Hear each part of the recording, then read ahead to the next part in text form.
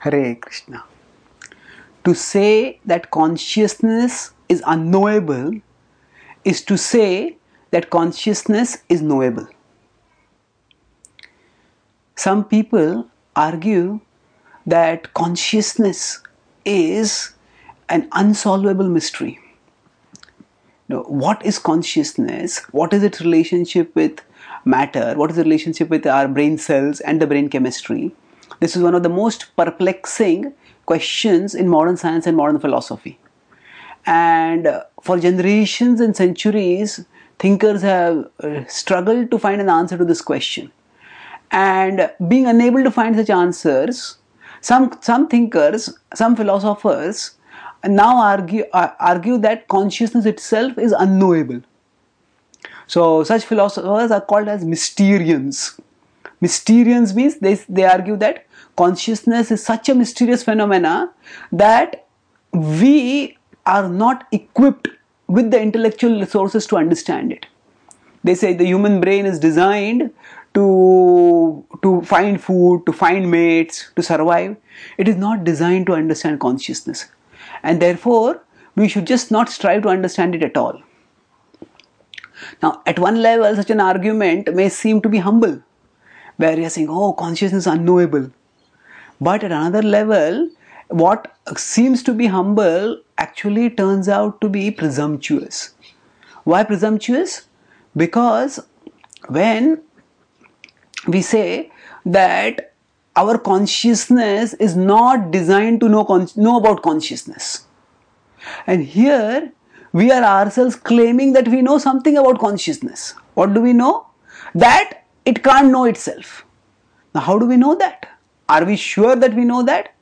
If we know that, then that means we know something about consciousness, and therefore the argument is false. And if we don't know that for sure, that we can't know about consciousness, then what is the value of the statement? So in this way, the idea that consciousness itself is unknowable entirely is a self-contradictory statement. Because to make that statement itself assumes that we know something about consciousness. So actually, yes, consciousness is a profound mystery, and we can understand it to some extent with our intelligence and our inference, and we can understand it much better through scripture. In the Bhagavad Gita, Krishna, when he talks about the soul, which is the source of consciousness, at that time he describes that the soul is achintya. Achintyo avyakto yam achintyo yam avikaryo yam uchyate nityah sarvagatah sthanur achalo yam sanatanaha.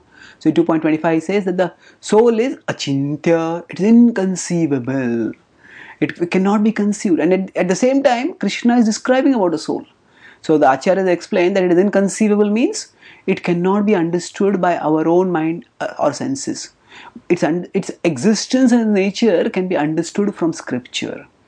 So by studying scripture and by applying the teachings of yoga given in scripture, we can not only understand consciousness, but we can also perceive with our spiritual eyes the source of that consciousness, Atma.